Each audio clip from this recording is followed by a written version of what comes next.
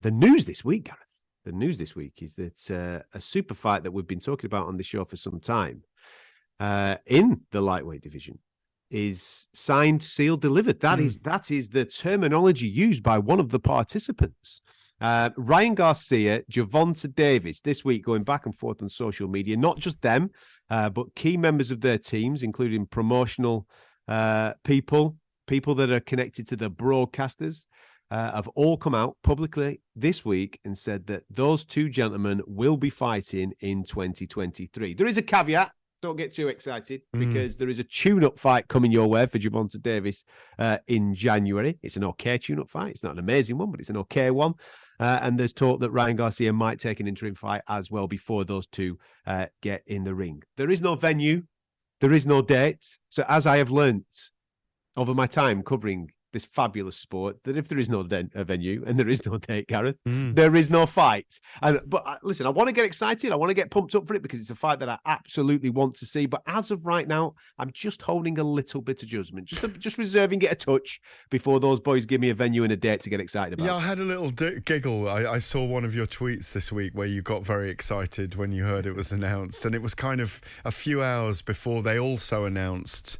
they obviously announced that Gervonta Davis, who's the WBA regular or world champion, that's beneath Devin Haney, who holds all the belts at lightweight, 135 pounds at the moment, would be facing Ryan Garcia, who's the number one challenger, of course, to that title, or to both of those titles, if you like. And then a couple of hours later, I was kind of feeling sorry for you because you'd got very excited in that tweet. And you go, here we go, finally. And then they announced, obviously, that Devin Haney's going to have a warm-up before they meet probably in the spring. Gervonta Davis, is going to have a warm-up before they meet in the spring. But it's a terrific fight, and it's a fight that really starts the fireworks in the lightweight division. I do hope they make an announcement and it goes ahead. But, you know, Ryan Garcia's been very open that it will happen. We haven't heard specifically from Gervonta. They both want the fight. And I think it's a terrific matchup. You know, you and I have waxed lyrical about this division for so long with Vasyl Lomachenko in it. Obviously, Devin Haney is the undisputed at the moment. Shaka Stevenson moving up. And all these guys need to meet each other. It's a very, very stacked, talent-rich division. For me, Gareth, I'll go as far as to say this. Outside of the heavyweight division, this for me is the most important fight in boxing next year.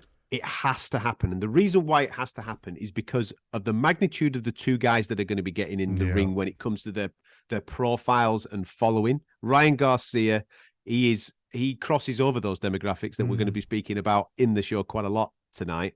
He's a person that has got a mainstream following. Gervonta Davis, with his affiliations and connections to Floyd Mayweather, has kind of inherited that he's going to be the next generation of superstar. He's got a super exciting style when it comes to fighting. Both guys have. They are knockout artists. Fast hands, knockout artists, very, very talented boys. And these, especially in this division, we need to see this fight materialize. We've had lots of disappointment. Obviously, we had disappointment in the heavyweight division with Tyson Fury and Anthony Joshua. We've had major disappointment in the welterweight division. We're going to be speaking to Terence Crawford later on, but his fight with Errol Spence hasn't materialized. There's a lot of talk in boxing at the moment, and fans are losing faith. Now that they've all come public this week, both fighters, Stephen Espinoza, the guy that runs the broadcaster. We've heard from Leonard Ellerby, who's Tank Davis's supposed promoter. We've heard from the DAZN side of it as well that everything's going in the right direction and this fight could be a thing for 2023. I think now, if this fight didn't materialize, it would just knock the wind out of boxing.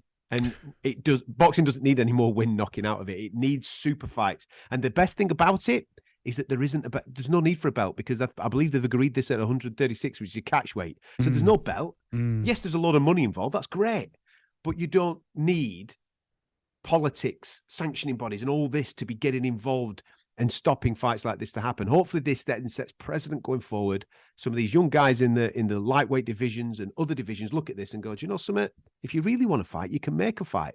And fingers crossed, we do get to see these boys make a ring walk. Yeah, I mean, I have to put a little bit of water on your fiery parade here because, you know, I'll believe it when I see it. I mean, 7th of January, Gervonta Davis is going to fight Hector Garcia, isn't he? And I don't think Hector Garcia is going to trouble him too much. I don't even think he's in the top 15 rankings, is he, at the moment?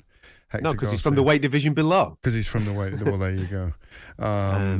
But you know, but he is a WBA super featherweight champion. You have to give him that. You know, it'll all be stacked in favour of Tank Davis. He'll get the victory. He'll probably knock him out. He's so brilliant.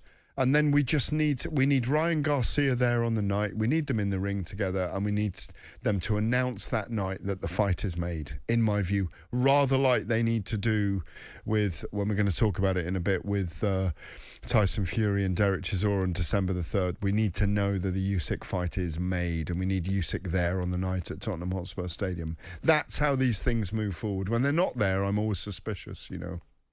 Yeah, no, I completely agree with you. And I think, like I'm alluding to there, just for a fan point of view, that fight, now that it's when things go out into the public and people get excited about certain things, they need to materialize. If we keep getting the wind knocked out of us, we're going to lose a major fan base. We're seeing this. I mean, I've seen some nonsense this week with the Misfits thing that is going over on in the States, where you've got KSI involved with Dylan Dennis, and it's just a mess. It's just an absolute mess, and that is existing on major boxing platforms, and that is how boxing is being portrayed at the moment to a lot of boxing fans. We need this fight because it's two young prime guys, undefeated, 24 years of age, 28 years of age, two guys with big aspirations that have done a lot of talking recently in a division that is absolutely red hot. If they make the walk now, that hopefully will be the catalyst for Haney, Lomachenko to do their thing, Stevenson to get into this mix as well. And I'm just talking about that division. I hope that it filters into other divisions as well, and we get these guys then stop talking so much, and we get to actually see them fighting. Yeah, I mean, my understanding is that fight will take place on April the 15th. That's the date that's being assigned for it. You know, look, it's Showtime and Premier Boxing Champions announced the bout together, so you know, hopefully it will get over the line. Like you say, it will for me, it kickstarts that division because it brings Devin Haney into play afterwards. It brings, we think Vasyl Lomachenko and Devin Haney is going to happen. Bob Arams talked to us about that, and then it just leaves Shaka perhaps to fight the winner of Devin Haney and Vasyl Lomachenko. If that happens, then we're on the way.